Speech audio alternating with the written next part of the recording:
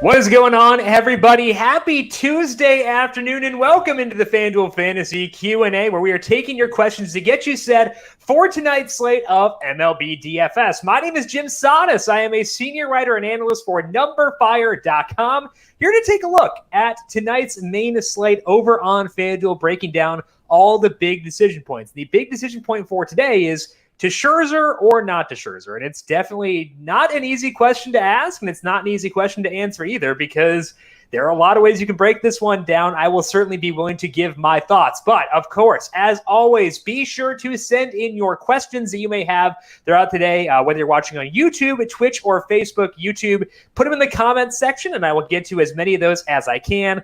Facebook and Twitch, fully viable places as well. We'll get to all those questions, try to get you set for tonight's slate. If you have questions about pitchers you may like and you want to hear my thoughts on them, which will be just my thoughts, you can go whichever way you want, but I will give my thoughts on them. Some stacks you're interested in, some one-off hitters, some value plays, process-based stuff, whatever it may be, let me know, and I will try to get to all of those questions. So for today, the big thing is about Max Scherzer. Scherzer left his first or his most recent start after 27 pitches, had a hamstring injury. It sounds like he is good to go for tonight, but Davey Martinez said they'd have to keep an eye on his pitch count.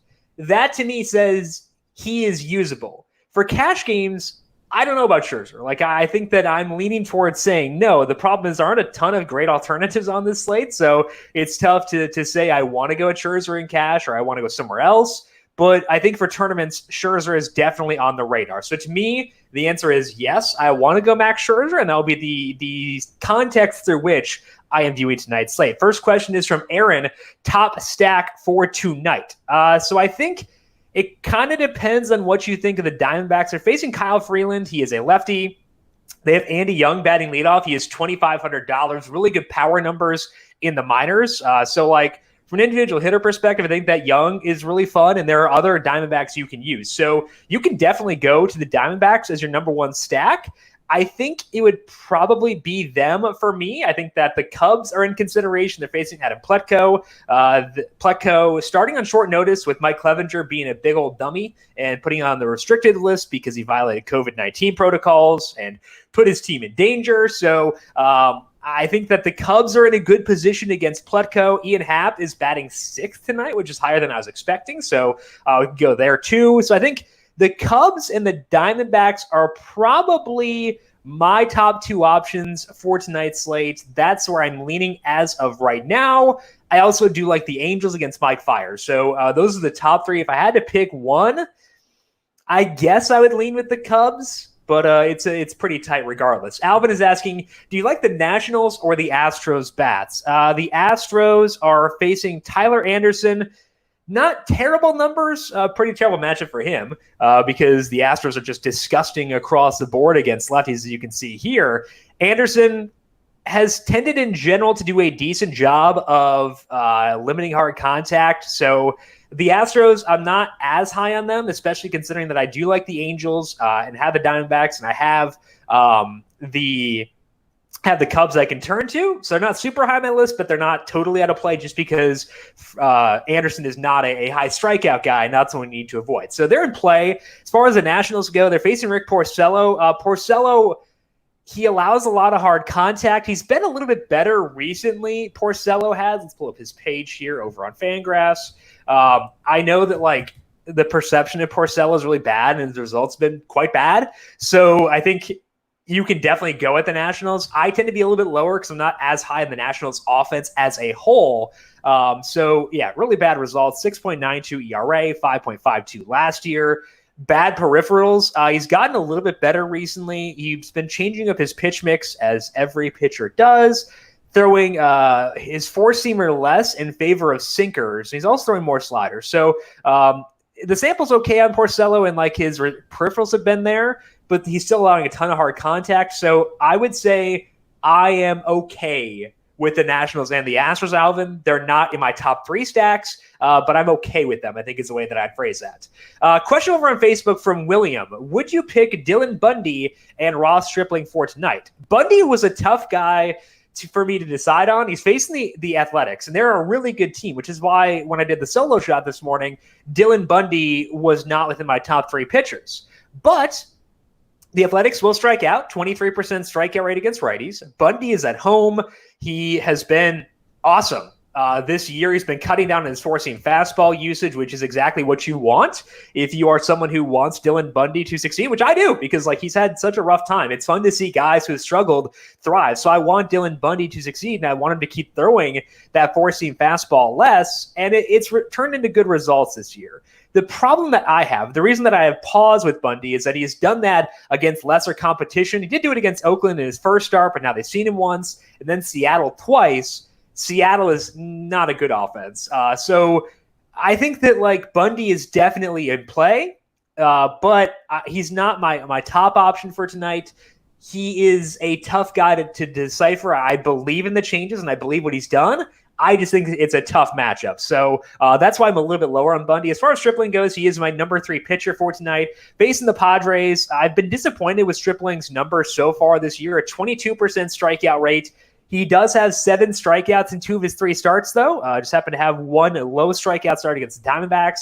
The problem is that he didn't get a lot of whiffs against the Padres last week, and now is facing them again, so they're familiar with his repertoire. They strike out a lot, so that's why Stripling is still number 3 for me, but that's why I couldn't go much higher on him. So Stripling is ahead of Bundy for me. I think they're both in consideration, I guess is what I would say, but neither guy is within neither guy my top 2 for tonight. Stripling is pretty close, though. Another one from William. Would you put in Soto and Cabrera? Okay, so they're facing Porcello. Yeah, I think that those guys are fine. Let's check out the Nationals lineup here. Against Porcello, you almost always do want to go with lefties, so maybe you want to go Adam Eaton. Eric Thames a little bit lower in the order, definitely in play too. So I think you go with the lefties here. It's not my favorite stack, but again, it's definitely something that is viable for tonight. Number 1 pitcher for cash games. I don't know, man. It's tough. Cash games are tough for tonight because I don't think I can go Scherzer just because of the lingering questions around that hamstring. So I would love to go Scherzer, but I'm not sure I can get there. I think Zach Wheeler works for cash games. I am leaning towards Wheeler right now, but my conviction in that is minimal, I think is the best way to phrase that. He hasn't gotten a lot of strikeouts this year, but the reason that I'm still in on Wheeler is that he's facing a fairly poor opponent and he's still getting whiffs equivalent to last year. His pitch mix is similar to what it was last year at the beginning of the year. His strikeout rate was about 25% then. So I think I'm leaning Wheeler. I could also justify Stripling as a cash game pitcher. It's tough. There are a couple of different ways you can go in cash games. Home run calls for tonight. I like Eduardo Escobar. The problem is he's batting 6th. I expect him to bat 5th or so. So let's go Christian Walker as a home run call for tonight, facing Freeland in Coors Field. Other home run calls for tonight. Let's go Kyle Schwarber twice. We're making that call now. I said Jorge Soler for a double dong last week, and I was a day off. He did it on Saturday. I said Friday, so that means tomorrow, Kyle Schwarber. I don't even know if they're playing tomorrow. Kyle Schwarber's going yard twice, though, regardless of whether they're playing or not. Cash contests only hitting core, 3 to 4 hitters you need to have for cash. So I stack in cash games. So I think that the way I'd view this is what is my favorite stack for cash games. And I think my favorite stack for cash games probably would be the Diamondbacks because they're in Coors Field. They're facing a lower strikeout pitcher. I know that Freeland has at times done a pretty good job of keeping the ball on the ground and limiting hard contact, but I would still go with the Diamondbacks. I think between guys like Young, Walker, and Escobar, you've got cheap enough options. So I'd go with the Diamondbacks for cash. Can you play Mike Minor if they keep the roof closed for today? I would not. Their pitching coach said, or someone said, I can't recall where I read this, so sorry on sourcing, but they said that they were going to keep an eye on Mike Minor's pitch count today. His pitch count in general has been a lot lower today than it has been, than it was last year. He would regularly go 110 last year, but so far this year, 98, 98, 83 in that order, and it sounds like they're going to keep a lid on that, so I would avoid Mike Minor for tonight. Josh, Chicago, bottom of the order. Any interest in Caratini for a value? So let's take a look at Victor Caratini's batting numbers against righties since the start of last year. He's a switch hitter, so I think that definitely does help things. All right, Caratini, 31% hard hit rate, 26% fly ball rate. That's not super inspiring. Let's check the salary here on Caratini. He is $2,200. Now, I think I'd rather, like, if this is like a utility spot, I'd rather go with Jason Heyward. I know Jason Heyward is not everyone's favorite batter, but I'd rather have him over Caratini personally. Hayward's numbers against righties since start of last year, 36% hard hit rate, 33% fly ball rate, better results than Caratini too. So if it's a utility spot, I'd rather go with Jason Heyward there. Alvin, you were a little skeptical about Max, but you still have him as a top option over Weaver. Yeah, so again, I think the way that I view the Max Scherzer dilemma is I think I'm bumping down his pitch count for tonight, but still expecting the effectiveness to be there. And when we pull up the numbers for tonight and you look at the pitchers here, Max Scherzer's 36% or 38 or 37% strikeout rate is above the other relevant pitchers for tonight. You see Touki Toussaint is at 35%. He's been disgusting so far this year, but he's facing the Yankees over a pretty small sample. The pitch count not fully up there yet. So I'm interested in Toussaint as a pitcher, but I can't use him tonight against the Yankees. The other guy with a high strikeout rate is Zach Gallen, who's at Coors Field. I could consider the idea of using Zach Gallen in DFS tonight because the Rockies offense in a vacuum is so bad. So like Herman Marquez paid off in DFS at Coors Field like last week, I think. So I think that Gallen is worth thinking about. He's not in my top 4 pitchers, but he's like probably 5th or so. I don't know, Bundy. I guess he's 6th. So he's 6th. That's not super high on the list, but it's not totally crazy to consider Zach Gallen. And when those are the other strikeout competitors for Scherzer, I think because the effectiveness will probably be so high for Scherzer, I can still go there even if I lower his pitch count to 90 or so pitches, which I think is still realistic for tonight. Davey Martinez said that they will monitor the pitch count for Scherzer, especially because he is someone who sweats a lot. Martinez called him a sweater. And it's hot and it's humid, so maybe there are some concerns there, but I still think that Scherzer is my number 1 pitcher for tonight. Jason asked, do you like Toussaint? Mentioned that already. I would go there if he weren't facing the Yankees. It does help that there's no Giancarlo Stanton because he's really good.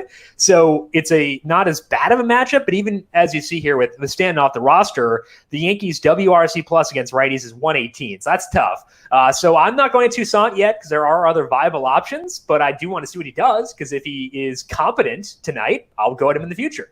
Does Kyle Freeland have more problems facing righties or lefties? I believe he is a reverse splits guy. Let me look back at this. But I don't tend to actually care too much about if a left-handed batter has reverse splits because generally left-handed pitcher, because when a left-handed pitcher is facing a left-handed batter, that tends to say that the batter they're facing is going to be one of the better lefties. Otherwise, they would not be in there against the left-handed pitcher. The sample is also smaller. So even if Freeland does have reverse splits, it wouldn't bother me that much. 24% strikeout rate against lefties last year, limited them to a 30% hard hit rate, 43% ground ball rate. So actually he does have better numbers against lefties than righties. So you want to go with the righties against him. But in general, I would be wary of handing the splits for lefties just because the lefties they're facing are probably pretty good.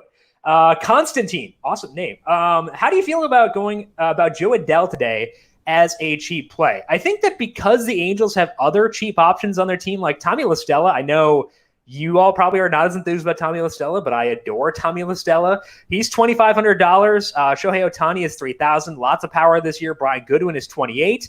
Adele, $2,100. The good thing for Joe Adele, who is a super high strikeout hitter, is that Mike Fiers doesn't get strikeouts. So I'd say bump up Joe Adele for today.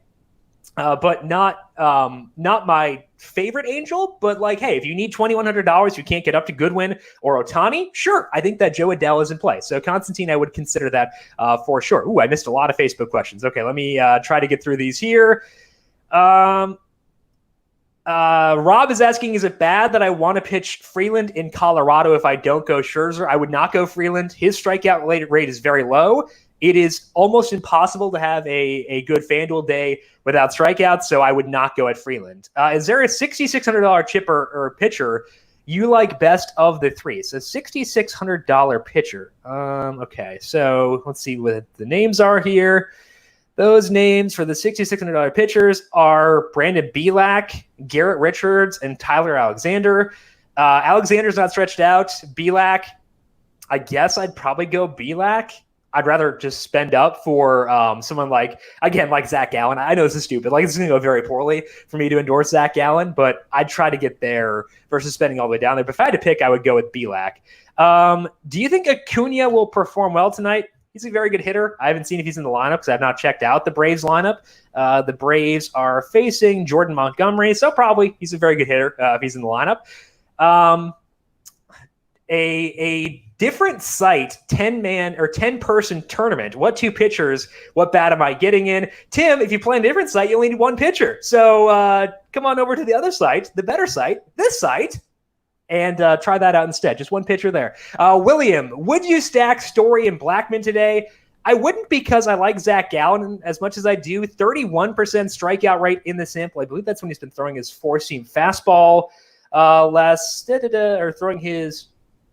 Yeah, okay, so this is from this year for Zach Gallen. I don't know why, because I'm so confused. But Gallen probably changed up his mechanics to cut down on the walk rate, which is, I mean, it means more balls in play, but also he has a 31% strikeout rate. So that's not enough balls in play for me to feel really good about the Rockies today, despite being on or in Coors Field. Thoughts on a Boston stack for today? So Boston is facing... Jalen Beeks. It seems like they haven't actually announced if Jalen Beeks will be the bulk reliever for the Rays. Revenge game if it is Jalen Beeks. So there's that for sure, because he used to be a Red Sox. I think the Red Sox are okay. They're not like a top priority for me, because it's not like Beeks is terrible or anything, and the Rays know how to use their bullpen games effectively. So the Red Sox not out of play, but I might not wind up getting there for tonight. Twitch question from Peyton. How do you feel about Cubs and Angels stack with Scherzer on the mound? Fire it up, Peyton. I am fully in favor of both those teams. I think that Cubs and Angels are both near the top of my stacks for tonight, so I am fully in favor with both of those options. Also from Peyton, some stacks with Gallen in tournament. How do you feel? Are the same stacks with Gallen in a tournament. I like it because it gets you Mike Trout against you, Anthony Rendon, Javier Baez, Chris Bryant, Anthony Rizzo. You can kind of just go nuts. So again, if your risk tolerance is low, don't use Zach Gallen. I am just very stupid. I am a fish, and I will use Zach Gallen at Coors Field occasionally. This is only if I'm like multi-entering for tournaments and getting up to enough lineups. I think that Zach Gallen is a play. Again, he is my 6th-ranked pitcher for tonight, so if you aren't going to do enough lineups to get to your 6th-ranked pitcher, you can avoid Zach Gallen. But hey, he's super cheap. He's really good. The Rockies aren't. So I'm okay with it. But just know you are taking on a lot of risk. He could score negative points. I want to make that abundantly clear. But it does fit what I'm looking for at times. Alvin, how do you handle Angels if the lineup isn't out before lock, which probably will happen? There was like 2 consecutive nights last week where they were out like an hour after lock, and I like kept refreshing Twitter with Angels lineup, and nothing came out. It's just like other DFS players like tilting that there was no lineup out. So yeah, Alvin, you're probably right.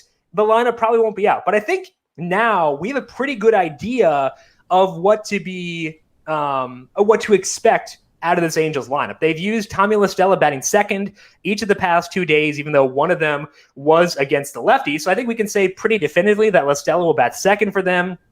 Goodwin is platooning now with Justin Upton. So I'd assume that Goodwin is a pretty safe bet to play against a righty. So I think that I can say with a good amount of confidence that we're going to get both La Stella batting second, Goodwin probably batting 6th, Ohtani probably 4th. So I think you just go based on, actually, I would say this exact lineup here, what they did against Lance Lynn a couple nights ago. I think that's going to be their lineup for today. So it's annoying that they don't turn their lineups out, but I think with other stacks I like locking later, like the Diamondbacks are locking later, you could potentially go there if there is an Angels player you want to use. I think with that being the case, I'm okay risking it and making assumptions about what that lineup will look like. So Diamondback stack is your number 1 for tonight. What's the go-to stack, though? So again, Diamondbacks are the number 1 stack. I think you might be asking about the go-to players within that stack. One of them is Andy Young. He's batting leadoff. He's $2,500. And last year in AAA, 21 home runs for Young. He will strike out, but Kyle Freeland, not a big strikeout pitcher, so I'm not as concerned about the strikeouts there. Looking back at the batted ball numbers for Young in AAA, a 43% fly ball rate. You can get all this batted ball data over at Fangraphs.com, so highly recommend checking that out. He has pop.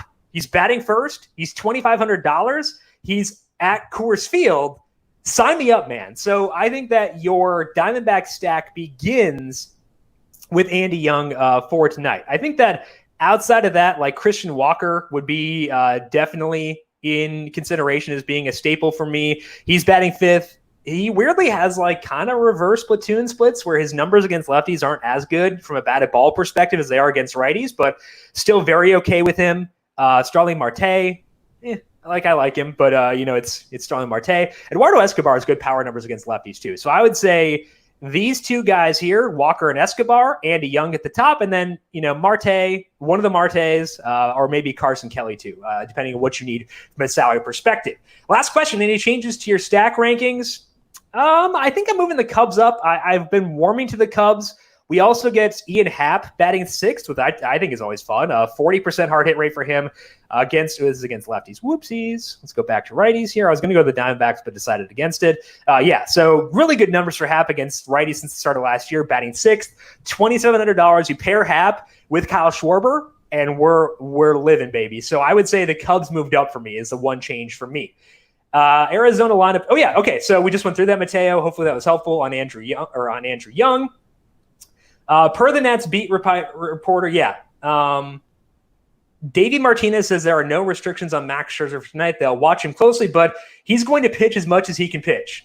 Thank you, Evgeny, for posting that verbatim, because that's really helpful. I can't be on Twitter right now. That was awesome. Thank you, Evgeny. That's great to hear. So I would still probably lower our expectations for Scherzer. Like, he went up 112 pitches 2 starts ago. Wouldn't expect that, but 90 is in play. And 90 out of Max Scherzer on the slate at 10-7, I think we're locked and loaded. So not quite there in cash because, again, he's had this hamstring injury 2 starts in a row, which is concerning, but I'm getting closer to going Max Scherzer in cash. Maybe I'll talk myself into it. It's still 4:22. I've got time before 7 o'clock to talk myself into it. So thank you, Evgeny, for pointing that out. Who is guaranteed at least 1 home run for tonight? Kyle Schwarber is guaranteed at least 2. So I think that means he's getting 1. Tim, I'm sorry. I'm in FanDuel. Who's the top hitter you got to have? Okay, Tim, I appreciate it. Thank you. Going to the correct site. Definitely, I appreciate it, Tim. Welcome to the bright side of FanDuel.com. One gotta-have hitter for tonight. Andy Young's going to be popular, but I would say he is in consideration there. Outside of him, if you don't want to go there, let's go Kyle Schwarber. Schwarbombs left and right for tonight. Hopefully that is helpful, Tim. And again, Tim, welcome to the bright side. Darnell is asking, I need 3 homers. Who can I count on? Again, Kyle Schwarber gets you 2, so that's 2 baked in right there. Guaranteed, there's no way this call goes wrong. And I will say, should we go Andy Young? For a home run type contest, if you're looking for just dingers, maybe people won't pick in there. So I'll go Andrew Young there. Let's have some fun. I think that one definitely works. If you don't want to go Young, Christian Walker would be on the second pick. Hopefully that helps Darnell. All right, Aaron, $2,500 outfielder as a one-off. All right, let's go here. Whoops, I clicked the wrong tab. Okay, so $2,500 on an outfielder. Hopefully you can get up to Schwarber or Happ at $2,700. If you cannot, though, okay, let's get here to $2,500. We're a little slow with the scrolling. Okay, here we go. Lo Castro, no. Dom Smith against Scherzer, no. I might go to Jason Hayward potentially. I think McCutchen could work too, just because I think that Alex Cobb has looked really good his first couple of starts, but he's batting leadoff. He's $2,400. Domingo Santana is batting 7th against John Lester. Could go there. I think that my preferred route would be go Jason Hayward at $2,100 and then use the $400 elsewhere. But I think that you could go with McCutchen potentially or Domingo as your options there for $2,500 as a one-off. Okay. I think that is all that we have for today. Again, I want to thank you all for tuning in with all the questions for today. We'll be back here tomorrow. So 4 p.m. Eastern time, we are here every weekday on the FanDuel YouTube, Twitch, and Facebook pages, answering your questions about MLB DFS. Thursday, we got a fun one too, so stay tuned. I think I'll probably announce more about that tomorrow. Special stream on Thursday, so we'll let you know more about that. But back tomorrow with a solo shot at 9 a.m. Eastern. We got a PGA DFS podcast. Myself and Brandon Gadula already posted too. So So a lot of good stuff.